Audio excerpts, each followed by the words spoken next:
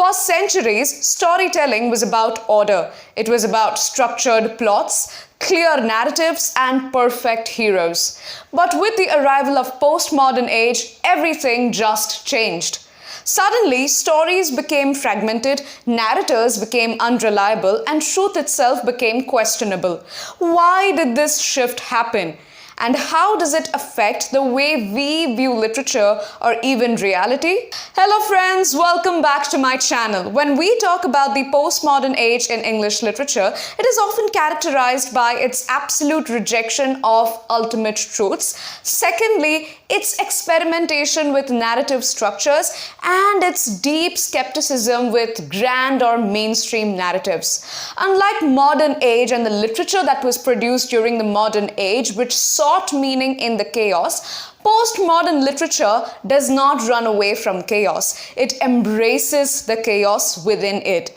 And as a result of which, it becomes one of the most significant ages in English literature because it paved the way for the fiction that we are reading right now. And as a result of which, it is frequently asked in UGC NET English exam in terms of the match the following kind of questions, chronology-based questions, literary techniques and themes of postmodern age, and at the same time, the kind of techniques, narrative techniques that were used in it. So in today's video, I'm going to cover Top 5 most important female postmodern British writers which are frequently asked in UGC NET English exam. So stay tuned till the end of this video and don't forget to make notes.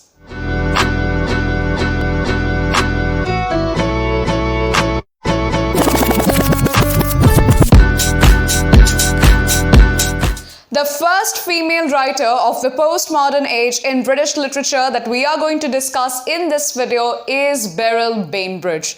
Bainbridge is that writer who turned the mundane into mad and ordinary into something very unsettling. She is known for her psychological portrayals of the lower middle class English life done in a very dark and comical manner. But Bainbridge's journey as a writer was far from easy. Her first novel, Harriet Said, was rejected by a lot of publishers on the grounds of being repulsive almost beyond belief, and it was published later only in 1972 when her third novel had already hit the shelves. But like all the other resilient writers out there, she kept pushing forward, and one of her significant works has proven to be her masterpiece, has cemented her reputation as a writer of extraordinary depth and precision. And that novel is Master Georgie. It is a historical novel that transports the readers to the Crimean War with the protagonist as George Hardy.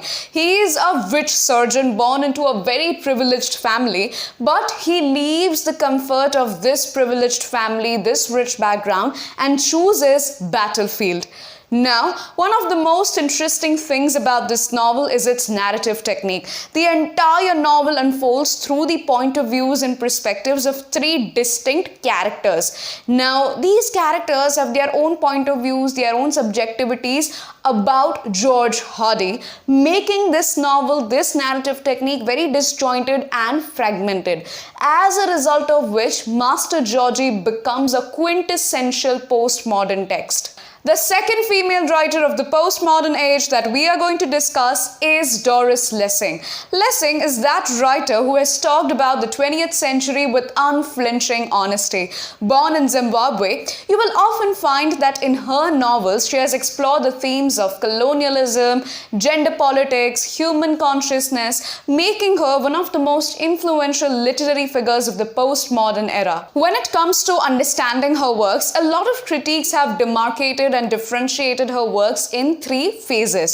So the first phase of her literary career was what a lot of people have called as very radical, wherein she wrote a lot about the social themes and the realistic ideas, stuff like that. Then comes her second phase in the literary career, which a lot of people believe to be very psychological. It was deeply psychological, exploring human consciousness and the subconscious mind. And finally, in the 1970s was her third phase, which is termed as the Sufi phase, wherein she was extremely influenced by Sufism. She tried to explore mystical and philosophical themes in her works. Her debut novel was The Grass is Singing, which is set in southern Rhodesia, and it explores racial tensions and power dynamics amongst three characters: a white farmer, his wife, and an African servant. But nothing can beat her critically acclaimed novel, which is The Golden Notebook, a novel so complex, so intricate, and way ahead of its time that it remains one of the most widely discussed novels today. The novel follows the life of Anna Wolf, who is a writer, but currently she is experiencing creative and existential crisis. So to make sense of her life and a sense of herself, she tries to keep 4 notebooks with herself, and each notebook is dealing with a different aspect of her life. So the first notebook is dealing and talking about her colonial past in Africa. Second notebook is talking about her involvement with communism. Third is talking about her fictional alter ego, and fourth is basically her personal diary. It's finally in the golden colored notebook that she's trying to weave every fragmented part of herself. She's trying to connect all of these selves in this particular notebook. Now, a lot of critics have believed that this is a feminist classic. But Lessing herself, the author, she does not believe that this is a feminist classic. Rather, this novel is talking about the mental breakdowns. It's talking about how a person is healing from it. Because of this work and all the other works that she contributed to English literature, she was finally awarded with a Nobel Prize in Literature in 2007. At 87, Doris Lessing became the oldest person to receive the Nobel Prize in Literature. If Doris Lessing blended psychology with fiction, then Iris Murdoch blended philosophy with fiction and created some of the most intricate plots, eccentric characters, and philosophical explorations in her life. The third female writer of the postmodern age that we are going to discuss is Iris Murdoch. She began her literary career with novels like Under the Net, The Flight from the Enchanter, which immediately set her as a writer who was witty, intelligent, and deeply philosophical. But it was with The Bell that she received widespread fame and recognition. But mind you, one of her most important novels that you absolutely need to study for UGC NET English exam is The Sea, which won her the Booker Prize. Now, the novel is pretty interesting to read, okay? It follows the protagonist Charles Araby, who is a director and a playwright, and he secludes himself to a house by the sea because he wants to write his memoirs. But his peace is disrupted by the arrival of his first love, Mary Hartley Fitch. And he is obsessed with her because he wants to rekindle the past. Mary is unrecognizable because of age, but he wants to rekindle the past. And so this entire novel is about his obsession, his vanity, his jealousy. He's not able to see his own selfishness because he wants to pursue his romantic ideals. And because of which they enter into the series of bizarre and weird circumstances like botched kidnapping. This entire novel talks about our own notions of love memory and how we have created our own notions of ourselves, right? Apart from The Sea, Iris Murdoch has published prolifically, and she's known for great classics in English literature like A Severed Head, Henry and Cato, The Nice and Good, The Black Prince, and The Philosopher's Pupil. And there are so many more that you have to at least understand for UGC NET English exam. The next female writer of postmodern age is Jeanette Winterson. Now, Winterson didn't just write stories. She basically challenged the way we perceive love, identity, and belief in the 20th and 21st century.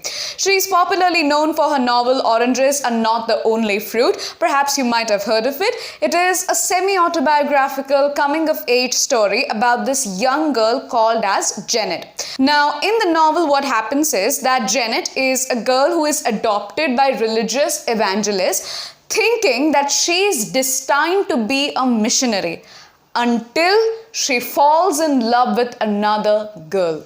She is accused of being influenced by Satan and is locked up in a parlor without food for 36 hours. Because of that, for a while she pretends to repent. She gets involved with the church and she practices preaching for a certain period of time until she falls in love with another girl called as Katie. The entire novel is divided into 8 chapters, wherein the titles of these chapters, they correspond to the 8 books of the Bible. It's not just in Oranges Are Not the Only Fruit that Winterson has tried to push the boundaries.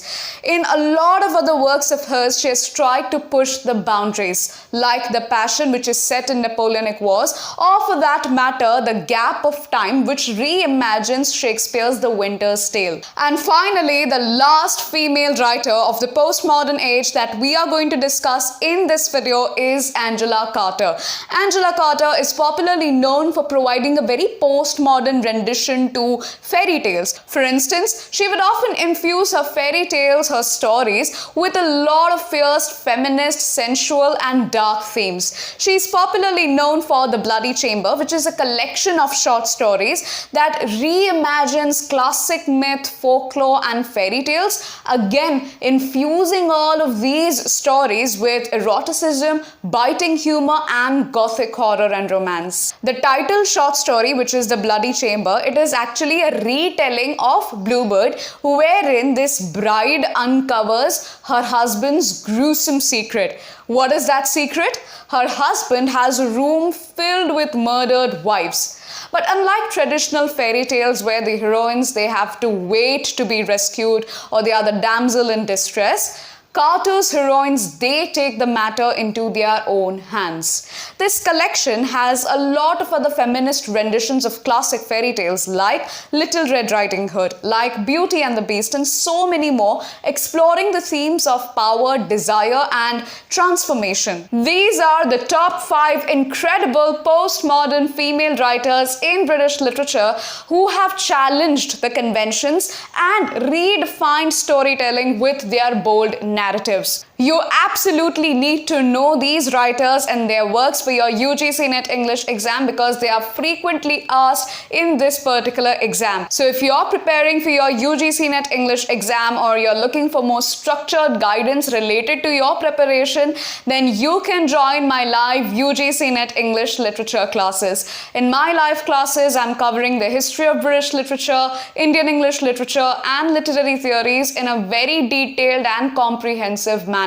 From literary periods to literary analysis, I've got you covered.